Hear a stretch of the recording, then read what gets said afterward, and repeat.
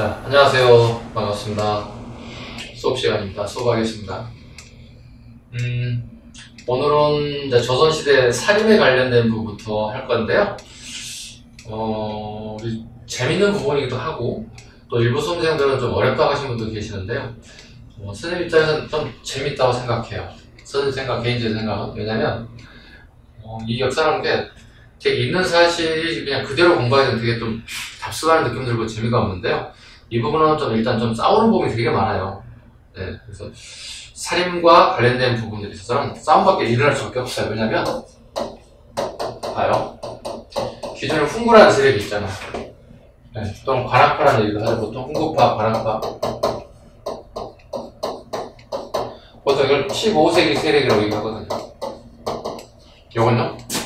네, 16세기 세력이라고 그러거든요. 15세기와 16세기가 어느 지점에서 만난다는 얘기가 되는 거야. 무슨 얘기예요? 얘들은 기존의 기득권자들이에요. 기득권자들. 얘들은 새롭게 등장하는 세력들이에요. 싸울 수밖에 없어요. 15세기와 16세기 하나 붙을 수밖에 없어요. 붙은 이유는 뭘까요? 자리가 한정되어 있어요. 자리는 한정되어 있고, 새로운 신생 세력들은 훈구 세력들하고 비판하죠. 왜요? 썩었다고 비판한다는 거예요. 그럼 훈구 애들이 사림을 가만히 놔두겠어요? 공격하죠. 어떤 사람이 자기의 인신공격을 가만히 놔두겠어요? 공격하죠. 이 두 세력 간의 치열한 싸움이 이제 전개될 거라 생각합니다. 이렇게 되면서 결국 이제 조선의 정치 확 바뀌기 시작합니다. 훈구에서 살인으로 넘어가기 시작하는 거죠. 살인이 권력을 잡는 얘기지. 살인이 권력을 잡고 난 다음에 다시 뭐할까요? 또다시 그네들끼리 분당이 이루어진다고. 살인 내부에 또다시 분당이 이루어진다고. 일어나고 있는 동인, 서인, 남인, 북인, 노론, 서론 이런 분당이 또다시 이루어진다. 근데 이게 어렵다 생각하면 재미가 없습니다. 재밌다 생각하고 들으시면 될 것 같아요. 또 같이 듣는다 생각보다는 같이 공부해야 되겠다 선생님하고 내 선생님 지적을 다 가져가야 되겠다. 참 그랬으면 좋겠어요. 저도 다 주고 싶어요. 네. 자, 우리 403페이지 한번 같이 볼게요. 403페이지 한번 봐보세요. 자, 박스 한번 볼까요? 네. 박스가 잘 정리되어 있어서 한번 보겠습니다. 자, 고려 말에 우리 친진사제들 기억나시죠? 네, 주로 지방의 향리 세력들이 박어신월부터 중앙에 전개 진출했던 세력들이라고 볼 수 있겠는데요. 고려 말에 혁명파, 그 다음에 온건파, 상하 두 개로 구분되어 있죠. 혁명파, 정도전, 조준, 그 다음에 온건파, 정몽주, 그 다음에 길제 같은 분들. 이 정도 다 알 거예요. 조선 초기 얘네들은 관악파로 형성이 됩니다. 성균관을 통해서 전개에 진출했다 해서 관악파라는 표현을 쓰고요. 훈구라는 말은 오랫동안 권력을 잡은 세력들이다. 공훈을 세우고 오랫동안 권력을 잡은 오래된 세월이다. 사학파, 지방에서 공부했던 사람들 얘기죠. 사학파, 김숙자, 김종직, 부자지간이기도 합니다. 김숙자, 김종직은 부자지간이기도 하고요. 우리 살인하게 되면 이제 기본적으로 김종직부터 출발한다 보시면 돼요. 이 사람이 세습대 과거시험을 패스하죠. 바로 전개에 나가는 게 아니라 낙향을 하죠. 부모님에 대한 건강 문제 때문에 낙향을 하죠. 그리고 성종 때 와서 관직에 나가기 시작하죠. 그 다음에 결정타가 된 게 이제 김종직의 제자들이 이제 관직에 나가기 시작하죠. 그게 이제 김일손이라고 보시면 돼요. 김일손과 관련되어 있습니다. 다시 훈구로 가보죠. 성종 때 훈구파 권력을 잡았을 때, 성종 때 드디어 이 세력들이 살인들이 하나씩 둘씩 나오기 시작한다는 뜻이 되겠습니다. 그다음 연산군부터 명종 때까지 훈구가 계속 권력을 잡습니다. 살인파가 드디어 터져 나오는데 이게 사하라고 합니다. 훈구파와 살인파들이 한번 붙었어요. 이걸 사하라고 합니다. 그 다음에 훈구 세력이 일단 승리합니다. 선생님 살인이 권력을 잡잖아요. 16세기 그죠? 네, 틀린 얘기는 아니에요. 15세기와 16세기 한번 붙은다고. 그러니까 관학파와 살인파가 붙었다고요. 한번 붙었어요. 그 결과 훈구가 승리했습니다. 관학파들이 훈구가 승리했습니다. 근데 16세기에 살인이 집권을 하니까 이 물어보는 게 되게 많습니다. 그 이유는 이 15세기 훈구들이 승리를 했지만 얘네들이 나이가 되게 많이 먹었던 사람들이에요. 그래서 이런 사람들은 자연도태가 됐어요. 다 사망했다는 얘기입니다. 네, 자연도태. 그 결과적으로 모든 권력들은 다시 살인이 권력을 잡는 시기가 됐다는 겁니다. 자, 살인들이 권력을 잡았는데 그네들의 어느 부분에서 힘을 만들어 오는지를 보자는 겁니다. 서원과 향약입니다. 되게 중요한 부분이죠, 이게. 살인을 공부할 때 이 두 가지를 전혀 놓치지 말아야 할 부분이죠. 서원. 지방의 사립교육기관이에요. 지방의 사립교육기관이다. 요즘 치면 공무원학원, 예를 공부하는 고시학원 정도 수준이 될 것이다. 뭐 할까요? 요즘 치면 고시 준비하는 거고요. 그 당시 뭘까요? 과거 시험을 통해서 관직에 나가는 그 역할을 하는, 가장 중요한 역할을 하는 게 서원입니다. 그래서 그 서원의 기능은 두 가지로 봅니다. 서원의 기능은 선열에 대한 제사입니다. 선열에 관한 나를 가르쳐줬던 선생님들, 존경스러운 선생님들 제사 지내는 거죠. 그 다음에 교육 기능이 있다. 네, 지방의 학생들 교육 기능, 즉 과거 시험을 준비한 이런 교육 기능을 가지고 있다. 자, 교육 기능을 가지고 있다는 얘기는 많은 과거 폐수자가 등장한다는 얘기가 되겠지. 선생님 모신다고 그랬지. 선생님 분당을 가지고 있겠지. 예를 선생님 지금 지방에서 강의하고 있는 선생님이라고 쳐봐. 선생님 동인이라고 쳐봐. 과거 폐수한 제자는 당연히 스승의 뜻을 따라서 그대로 본인이 동인이 되는 거예요. 반대로 선생님 서인이 된다고 생각해 볼까? 마찬가지, 그 제자도 마찬가지로 서인이 되겠지. 뭐예요, 그러면? 분당의 시작이 서원에 출발한다는 거예요. 내가 학교에 가고 난 다음에 결정이 되는 게 아니라 이미 분당에서 이미 나의 정당, 요즘 말로 좀 정당 이미 정해져 있다는 거예요. 선택의 여지가 없습니다. 아셨죠? 향약 볼까요? 향약. 고울향자, 약속할 약자. 우리말로 보자면 우리 고울의 약속이야. 우리 고울의 약속이야. 여기 지도자들이 있다고, 이 사람들 제지사족이라고 해요. 즉, 힘 있는 사람들의 지방의 양반들로서 힘 있는 양반들을 보통 제지사족이라고 불러요. 얘네들이 우리 마을의 약속을 만든다는, 다른 얘기가 뭐죠? 우리 마을의 법을 만든다는 뜻이에요. 왜 중요할까? 그 조선의 이 사제부들은 두 개의 축을 얘기하는 것 같아요.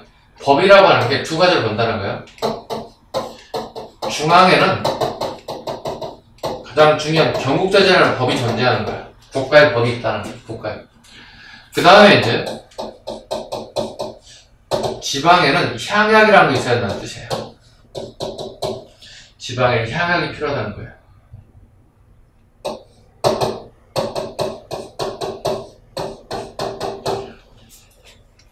두 개의 수레가 동시에 같이 굴러가야만 원전이라고 생각한 거예요. 그래서 경국제된 걸 향약. 그래서 16세기에 이항과 이의에서 이항과 이라는 사람을 통해서 더욱더 발전하는 계기가 되었다. 발전하게 됩니다. 이항과 이에서 향약이라는 게 완전히 달라지죠. 네.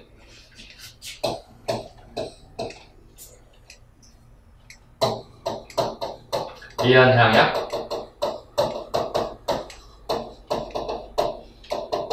해주 향약, 서원 향약.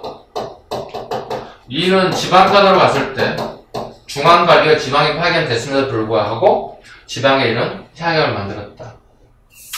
이 향은 안동에서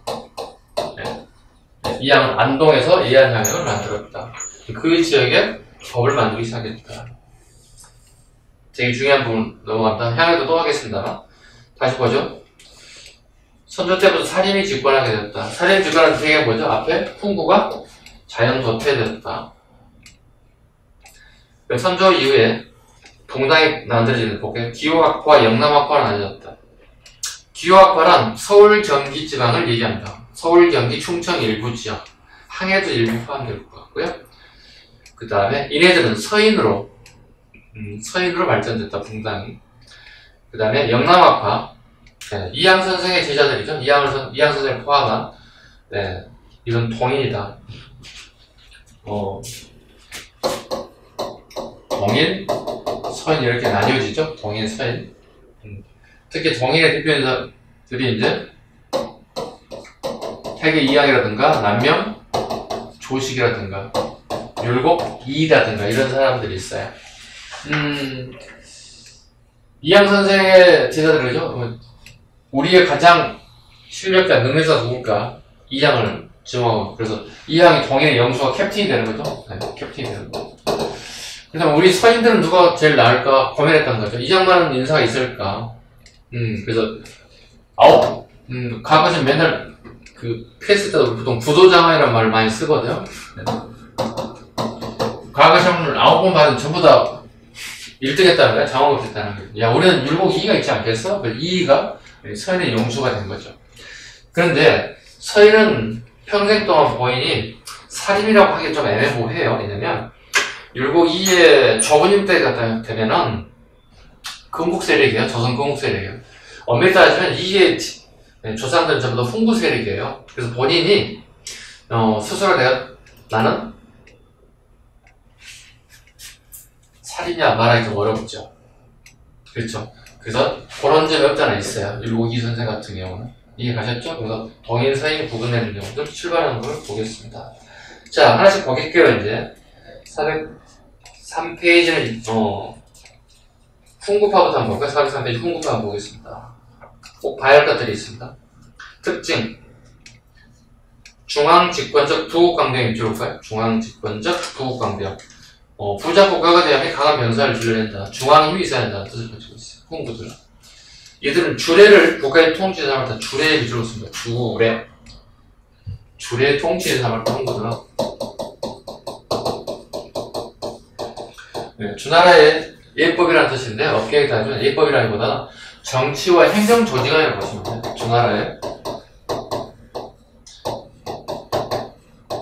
주나라의 정치와 행정, 네, 이런 것들을 기본으로 삼았다.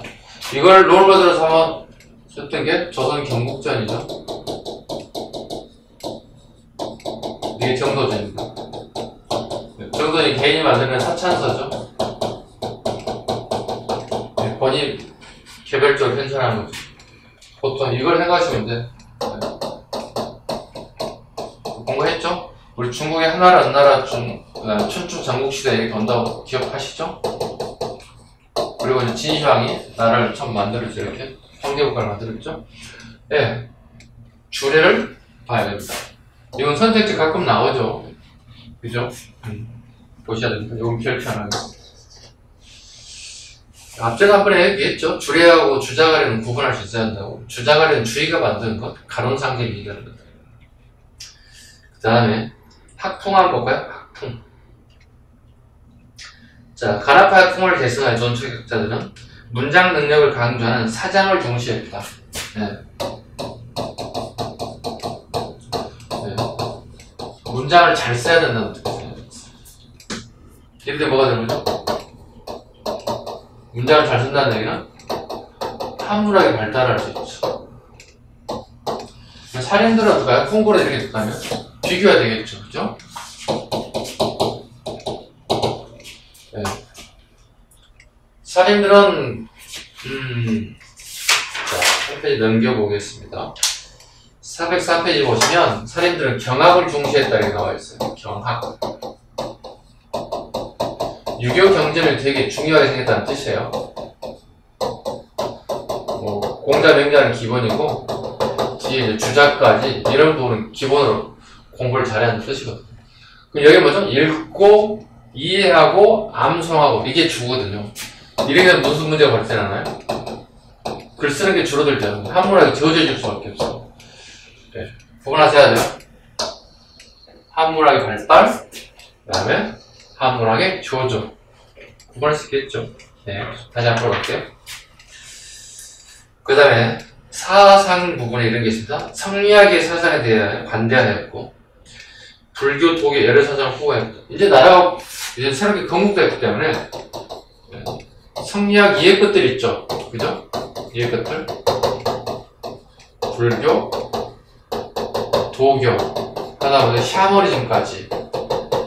네, 나라를 여러 갈래에 퍼져 있는 것을 하나로 묶어야 될 필요가 있다. 조선의 나라 새롭게 건국이기 때문에 여러 가지 학문적 내용들이 같이 들어오더라. 포용적이었다. 살인파에 가겠습니다. 자, 살인파 하나씩 보도록 하겠습니다. 자, 연호는 길제 학통을 이어받기 시작했다. 자, 보시면 다음 페이지 보세요. 404페이지. 정몽주 다음에 길제가 등장하죠. 길제, 김숙자, 김종기 이렇게 나오죠. 네. 길제 학통을 이어받았다. 김숙자, 김종기 이렇게. 네. 길제 학통이다. 이 정도 도표는 잡으셔야 돼요. 이 도표 꼭 나오는 부분이기도 해요. 가끔 나오기도 해요. 그 다음에 김종직에 놀아서 김갱필에 김갱필이 조광조가 연결되었다. 조광조위에 우리가 알고는 남면 조식, 이황, 이이, 그 다음에 성원 이와 같은 인물들이다. 특징 보겠습니다. 살인의 특징. 향촌 자치를 내세웠다. 네. 향촌 자치의 밑줄을 긋겠습니다. 요즘 지방 자치하겠다는 거죠. 그 다음에 왕도 정치를 강조했다. 네, 왕이 어떤 덕을 쌓아야 된다. 인을 가져야 된다는 뜻이죠.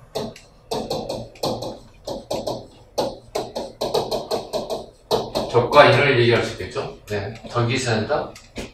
어지럼이 있어야 된다. 어지럼이 있어야 된다. 어지러워야 된다. 그러니까 권력을 가진 자가 권력을 갖지 않는 사람에게 베풀 수 있는 능력이 있어야 된다. 뭐 이런 의미를 가지고 있습니다. 그 다음에 이 사람들은 제지사적으로서 중소지주적 기반을 가지고 있다. 그러니까 남에게 돈을 빌리지 않아도 먹고 사는데 큰 문제 없는 사람들이에요. 중소지주라고 그러죠. 네. 이런 성격을 가지고 있기 때문에 되게 청량, 깨끗함을 되게 강조하는 사람들이다. 사상, 정몽주, 길제 등 온건 계획하에 학풍을 개성하였다. 그래서 경학을 중시했다. 그래서 성리학 이해의 사상들을 배척했다. 네, 성리학 이해의 사상들을 배척했다.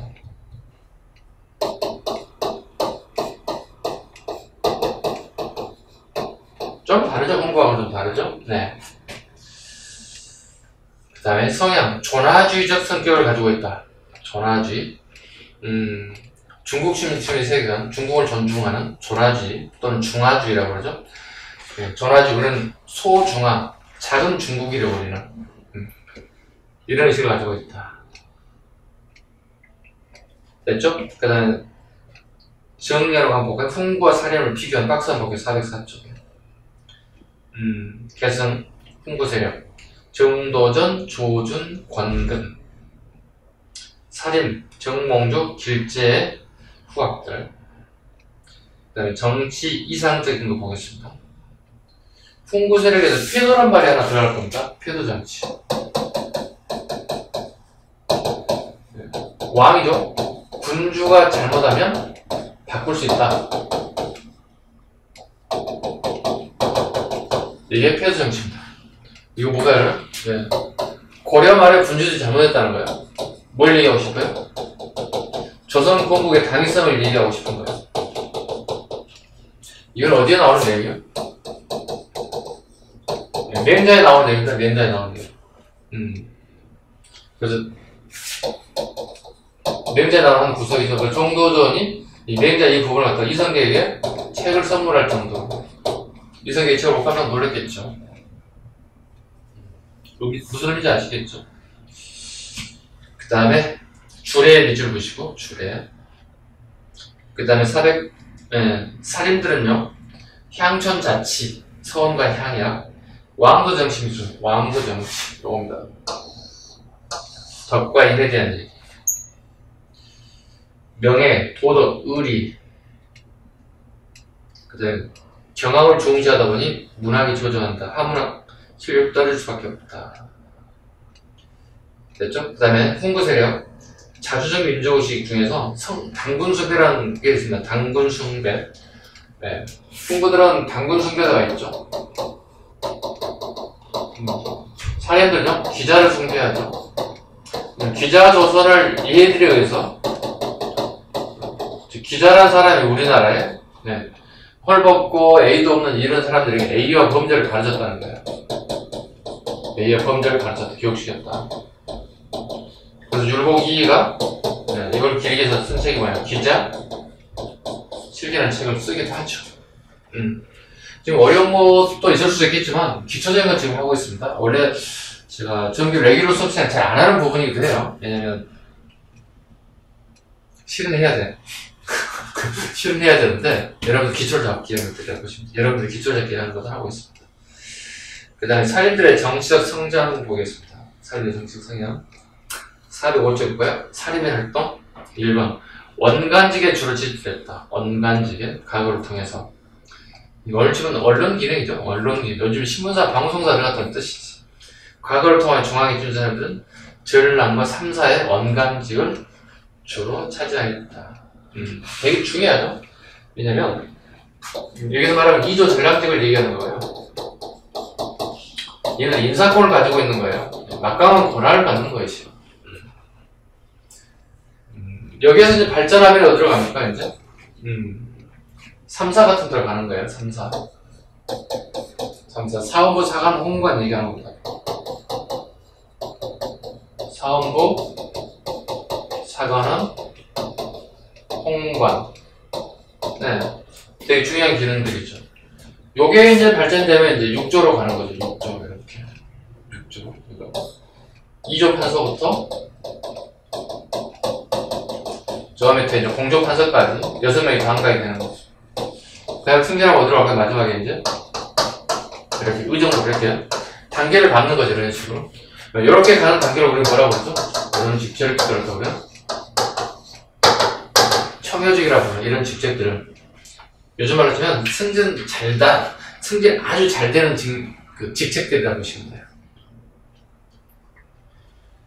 그 다음에 사하를 이제 가보도록 하겠습니다. 사하. 네. 이거 좀 지울게요. 지워도 되겠죠? 네. 사하를 한번 보겠습니다. 페이지가 405쪽이죠?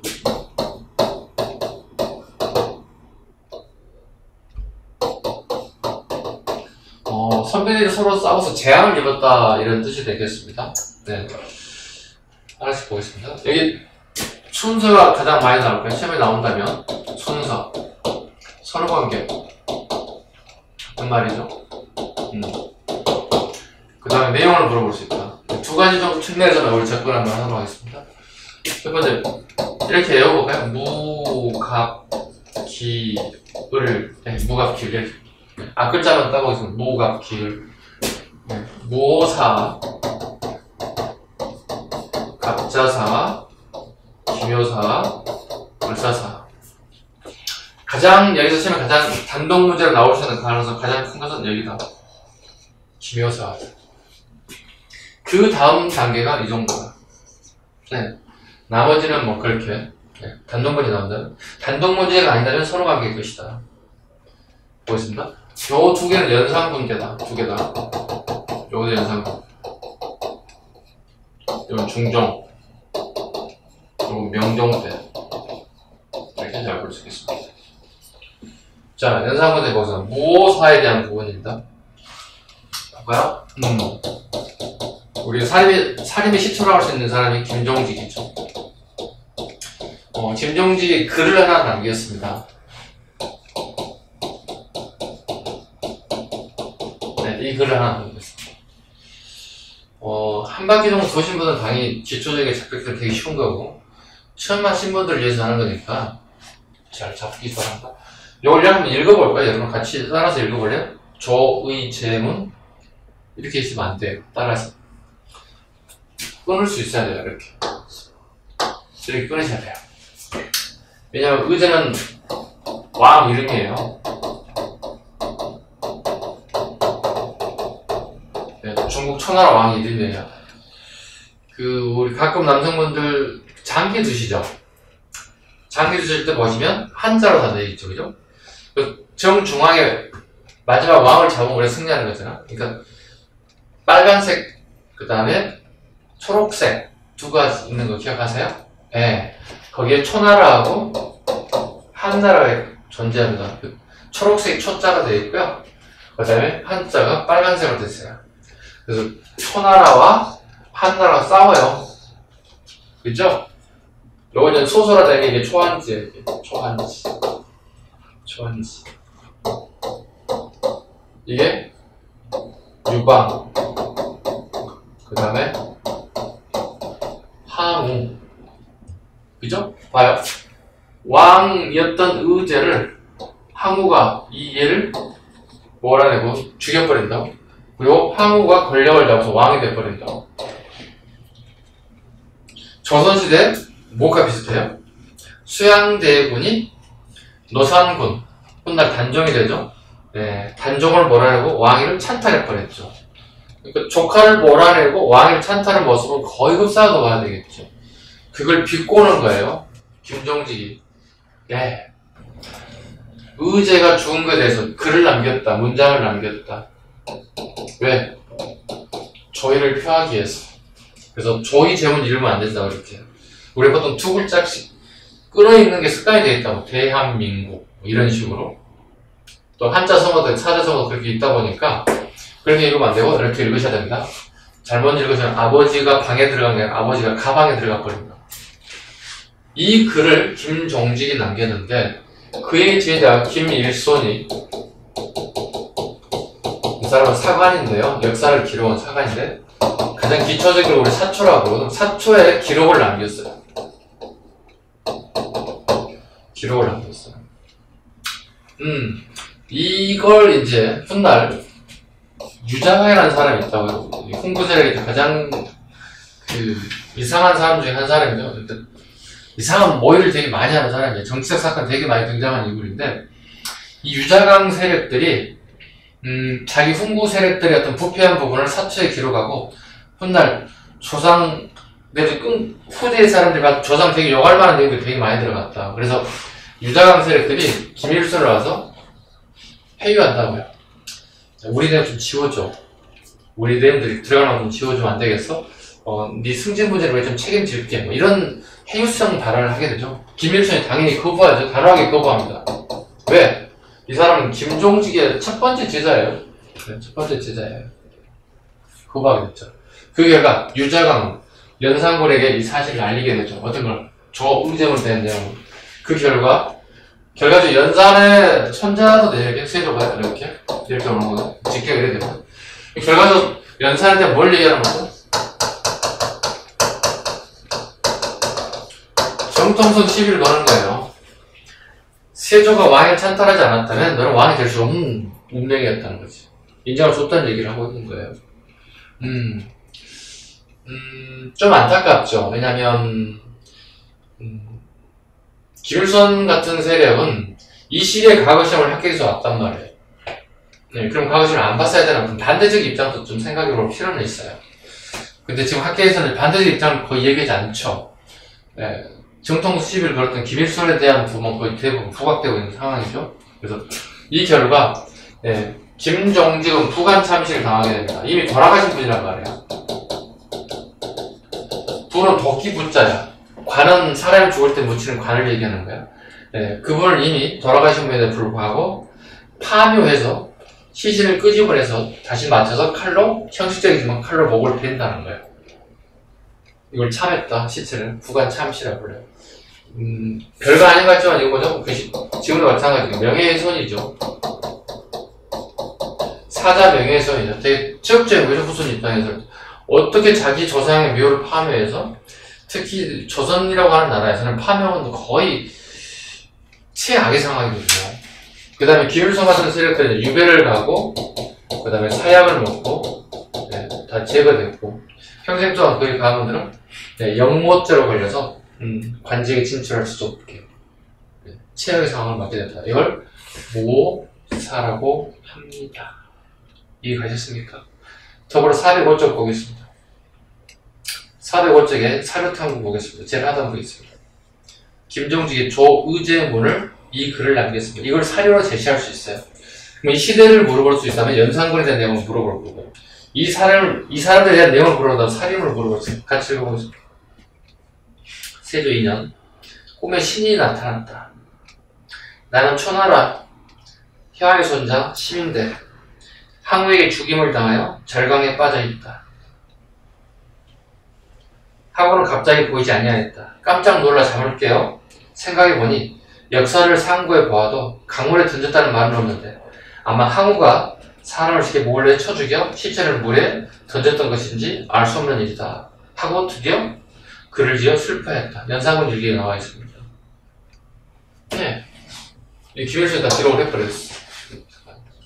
사관이 무섭죠. 원래 이 사초를 사관만 볼 수 있어요. 왕도 볼 수가 없어요. 네. 근데 이제 이상한 애들이 꼭 여러 왕들이 있습니다. 네. 뭐 여러 좀 속된 말로 싸가지 없는 왕들은 가끔 자기 아버지, 할아버지 또 본인 것도 보고 싶어하는 경우가 있다고요. 그럼 이건 실록의 어떤 정통성을 훼손하는 거거든요. 그래서 절대로 볼 수 없게끔 만들어요. 사관만 볼 수 있게끔 만들어요. 이런 압박에 의해서, 압력에 의해서 유장 같은 권력자들이 압력을 통해서 사초를 열어왔다는 거거든요. 이 사초는 조선왕조 실록을 만들 가장 기본 1차 자료인데 열어보고 본인들이 불리한 부분을 삭제하겠다는 거고. 근데 사관들은 얼마나 웃긴 줄 아세요? 삭제했잖아요. 사관들은 옆에 있습니다. 이러한 내용을 적었다. 근데 A라는 사람이 누군가 와서 이걸 삭제를 여기서 삭제했다. 그럼 원문은 이거다. 어때요? 더 욕먹는 거야, 이것 때문에. 어때? 사관들 어때요? 어떤 책임감, 무무감, 사명감. 끝판이잖아요. 끝판이잖아요. 대단해요. 내 목숨을 내놔도 할 수 있게끔 끝까지 지키는 거예요. 이게 조선의 선비들이에요. 이러면 우리가 본받을 만하지. 해유와 압박에 눌림이 없다는. 갑자사 보겠습니다. 이건 좀, 네, 쉽습니다. 뭐랄까요. 풍부 세력들이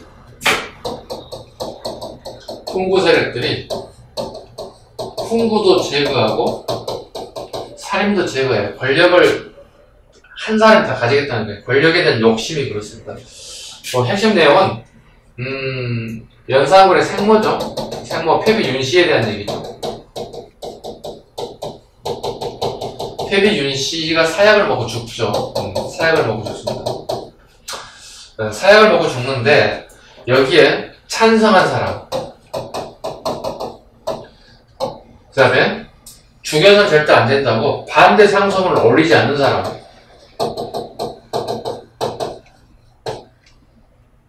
반대 상소문을 올리지 않는 사람. 이거 무슨 소리야? 여기까지 다 죽였다는 거야. 여기까지. 네.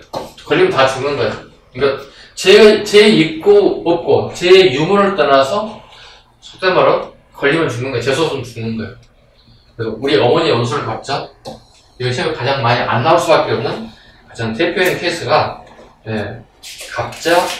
갑자사입니다. 갑자사입니다. 그리고 한 페이지 넘겨보세요. 406페이지 보시면 406페이지 한번 봐보시죠. 연산군을 폭정 중에 신원표라는 게 있어서 별표하겠습니다. 네, 연산군 내가 중요한 지문에 나올 수 있는 신원표입니다. 신원표. 읽어볼까요? 연산군은 갑자사의 원론을 북도로 타나가야 신원표를 차고 다니게 하였다. 입을 다물라는 얘기예요. 절대 입을 쓰지 말라는 얘기예요. 좌측에 신원표의 내용이 나와 있습니다. 사이드에 볼까요? 같이. 입은 하를 불러들이는 문이다. 혀는 몸을 베는 칼이다. 입을 다물고 혀를 숨겨라. 그래야 몸을 편안하게 간질할 수 있다. 네, 신원표의 내용입니다. 네. 사람이 이렇게 딱 쳐봐, 이렇게. 여기다가 목에다가 이렇게 신원표를 달고 다닌다는 뜻이, 우리 목걸이를 이렇게 달듯이, 손에 마이크 달듯이 이렇게 달고 다닌다는 뜻이. 살벌하죠? 살벌하죠. 자, 이후 연산군을 비방하는 개서들이 남았자 연산군은 업문청을 폐지하고 경연까지 폐지했다. 경연은 신하들의 왕을 가르치는 것. 또한 홍문관은 왕의 도서관 또 경연을 할 수 있고 뭐 여러 가지 기능이 있죠. 네. 그 다음에 예문관은 왕의 명을 따라 왕이 명을 하게 되면 그 교지를 작성하는 게 예문관. 되게 중요해요. 기초적인 것. 사관원, 왕에 대한 어떤 정책에 대한 부분을, 잘잘못에 관련된 부분을 약간 가난, 어드바이스 할 수 있는 것들 다 상소도 폐지했습니다. 하물며 일반인들이 상소를 올리기도 합니다. 상소는 누구나 다 올릴 수 있다. 상소는 글을 쓸 수 있는 사람 누구나 다 올릴 수 있어요. 신분에 관계없어요. 관리들만 쓰는 게 아니에요. 일반 백성도 쓸 수 있어요. 상소를 가끔 백성들이 올리는데 원문으로 올렸다는 거예요. 즉 훈민정, 우리 한글이죠. 원문 페이지도 만들어요. 한글을 쓰지 못하게까지 명령해요. 상소문에 원문을 쓴다고 해서 최악의 군주라고 해야 되는 거지. 그 결과 중종반정이 일어납니다. 중종반정 볼까요? 박원종, 유순정, 성희양, 그죠? 임사홍, 신수군 등을 제외하고 이네들이 연산군을 폐위시켜 중정징역했다. 그 연산군 중에 최고의 이상한 아저씨가 한분 계시고 이게 임사홍입니다. 갑자사를 이렇게 가장 대표적인 인사가 임사홍이죠. 임사홍과 유자강이라는 사람입니다. 그래서 임사홍은 훈구 세력까지 제거한다고. 권위 훈구예요. 권위 훈구에다 훈구를 제거했던 얘기예요. 권력을 독점하기 위해서. 어때요? 아, 치열하죠? 중종반정이 일어났습니다. 김효사가 이건 중종 때 조광조에 대한 얘기 되게 시험에 잘 나오는 부분입니다. 조광조에 대한 얘기를 한 번씩 보도록 하겠습니다. 중종반정에서 권력을 잡았다는 거야. 근데 중종 주변을 에워싸고 있는 세력들이 전부 다 누구예요? 훈구들이에요. 중종이 무슨 일을 하나씩 해도 할 수가 없다는 거예요. 그래서 중종이 성균관에 갔다고요. 성균관 공자님 문묘 제례를 참관하게 갔다고. 이걸 기념하기 위해서 보는 시험이 있다고. 이걸 알성시라고 한다고. 알성시는 딱 한 번만 봐요. 그러니까 초시, 중시, 아니 초시, 복시, 전시가 없다. 딱 한 발에 끝난다. 알성시에 뭐 답이 왔는데 조광조가 이 글을 쓴 내용 중에 중종이 되게 마음에 들어 한다고요. 그래서 조광조 바로 특채돼서 바로 핵심 인자의 개혁의 드라이브를 본 핵심 인사가 중종님이 딱 붙게 된다. 자, 그리고 난 다음에 조광조의 정치들, 개혁 정치를 이룬다. 406쪽 보세요. 조광조의 개혁 정치 보겠습니다. 첫 번째, 소격서 폐시. 소격서 줄여줍니다. 도교 행사를 주관하는 관청입니다. 두 번째, 소학과 주자가래입니다. 소학과 주자가래 보급에 힘을 씁니다. 소학, 어린 아이들이 읽을 책들이죠. 초등학생 정도 수준이. 주자가래. 주의가 가정에서 집필 사대로 지킬 입법, 간원상제. 소학과 주자가래. 이걸 두 개를 우리 쉬운 성리학이라고 보통 얘기해요. 고려 말에 처음 들어왔던 것도 쉬운 성리학. 혈량과 실시 주문 잘하죠? 사람들이 공부를 되게 잘하는 사람들이 많은데 공부를 잘함에도 불구하고 과거시험 응시하지 않은 사람들이 있어요. 왜? 나의 목적은 과거시험 중앙 정계 진출하고 일심의 안위를 또는 명예를 가져가는 게 아니라 나는 인격을 완성할 목적을 공부한 사람이다. 그걸 목적을 공부한 사람도 있어요. 이걸 혈량가를 실시했다. 천거제도인데 중에서. 자, 훗날 반대편 되게 반대하네. 봤더니 한 18명 정도가 천거에서 관직에 나간 것 같아요. 대부분 사람들 살인이었어요. 엄밀히 따지면 조광조 살인이죠. 조광조는 김경필의 직계입니다. 김경필은 김일성의 직계고요. 아까 그래프 보세요. 조광조의 힘을 실기한 살인들이 대거 많이 등용됐을 것이다. 경연활성화. 중정은 세자교육을 받지 않은 사람이죠. 그래서 경연을 되게 강조합니다. 조광조가 직접 경연을 실시하기도 하고요. 이때 조광조 이전을 내렸지만 조광조가 일종의 중종을 되게 스파르타식으로 가르쳐서 약간 아마 괘씸죄가 걸리지 않았을까. 훗날 조광조가 제거됐는데 이 괘씸죄가 되게 크다 봐요. 왕에 대한 괘씸죄가 되게 컸다. 죄는 없어요. 괘씸죄라는 건 죄도 아니죠. 경연이 활성화됐다. 그럼 향약 실시 되게 중요한 부분입니다. 그리고 조광조에서 우리나라 처음으로 향약 실시다. 이게 여시 향약이에요. 이게 여시 향약. 다음에 조광조 등의 살인 등은 유양소 폐지를 주장했다. 유양소 폐지.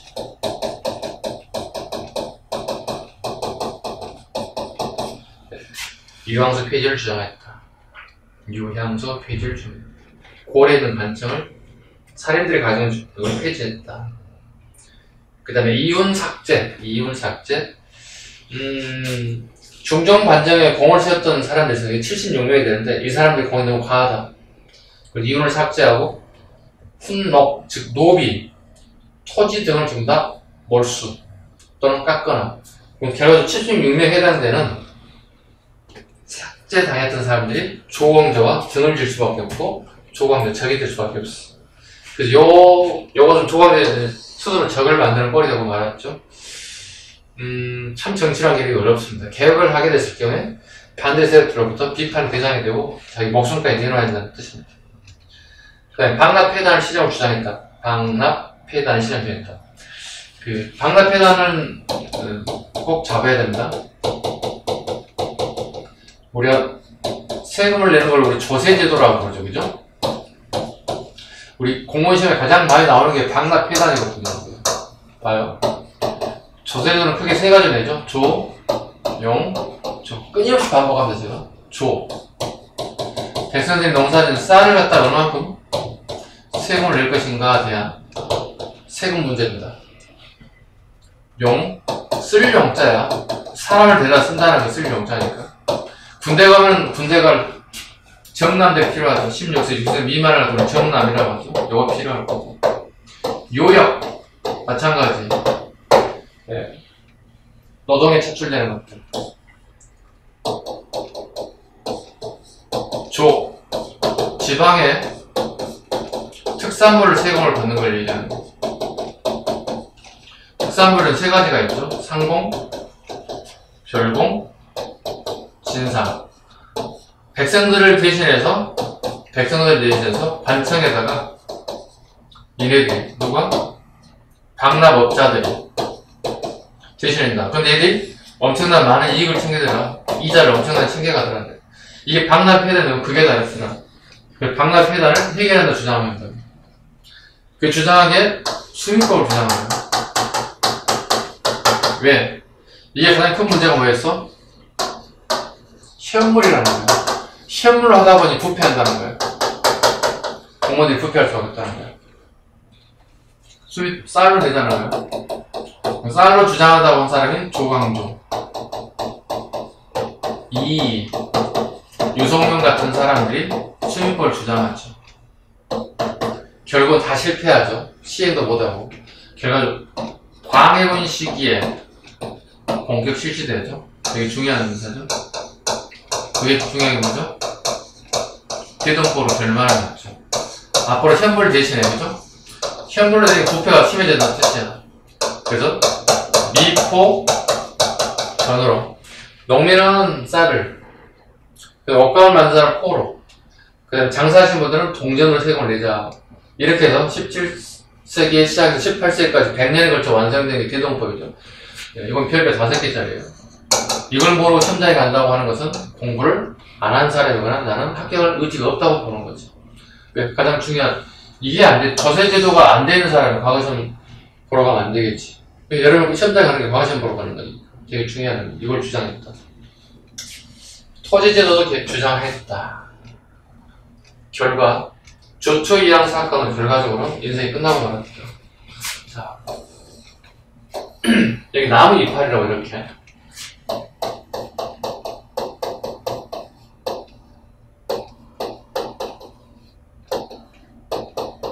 주초이왕.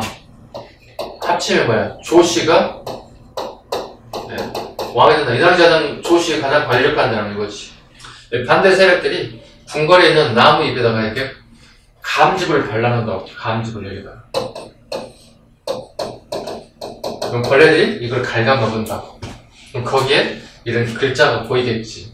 그래서 이걸, 네, 궁녀들이 왕에게 보여주고, 처음에는 믿지 않았지만 자주 이걸 갖다 주죠. 그래서 이걸 결과, 네, 조초양 사건으로 결과적으로, 네, 전라도로 유배를 갔죠. 그리고 여기서 다시 사약을 갔죠. 그때 조광조는 특별하게 뭐 반항을 할 수 없었죠. 왕이 뭔가 처부했을 거야. 다시 부를 거야. 그 신하들 올 때마다 나를 풀어주고 올라오는가 보다 생각했지만 결과는 차약 사발이 날라 죽고 말았죠. 그 조광조의 그 초상화 오로지 한번 봐주시고, 죽기 전에 글을 하나 남겼습니다. 절명시라고 합니다. 읽어보겠습니다. 임금을 사랑하기를 아버지 사랑하듯이 하였고, 나라 근심하기를 집안 근심하듯이 하였노라. 밝은 해가 아래 세상을 내려다보고 있으니 거짓없는 이내 충정을 환하게 비추리라. 난 잘못없다는 거예요. 나의 충정을 그대들이 모를 뿐이다. 그 다음 좌측에 406쪽에 하나 보겠습니다. 조광조의 정려 유업이라는 게 있습니다. 정려는 기양, 유배를 뜻하며 조광조 유배 내용을 기록한 것이다.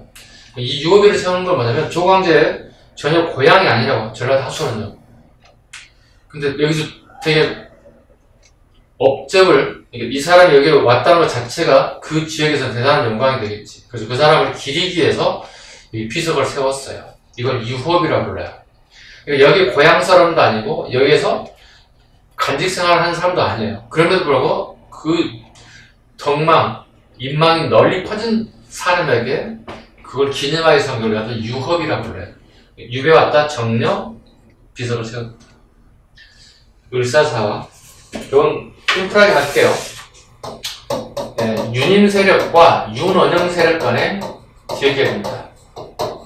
요건 대윤이라고 부르고요. 이분들은 대윤. 이분들은 소윤이라고 불러요. 명종에 이제 아들들이 탄생되는데 대윤 윤임의 조카가 낳는 얘가 훗날 인종이 되고 여기가 명종이 되죠. 네. 먼저 인종이 먼저 왕이 되자 윤임 세력이 윤원영 세력을 갖다가 탄압하죠. 근데 인종이 재임기가 1년밖에 안 된다고요. 그러자 명종이 왕에 올라서 윤원영 세력이 윤임 세력 대윤을 제거해버렸어요.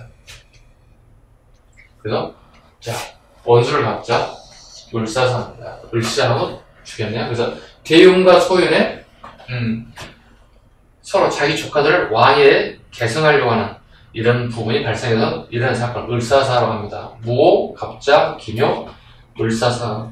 을사사는 뭐 그렇게 많이 나오지 않는 부분이니까 참고를 보시고 408페이지 보시면 4대4를 정리를 잘 해놓은 게 있어요. 이거 참고를 한번 보시고요. 네, 조금 시간을 하겠습니다. 잠시 쉬겠습니다.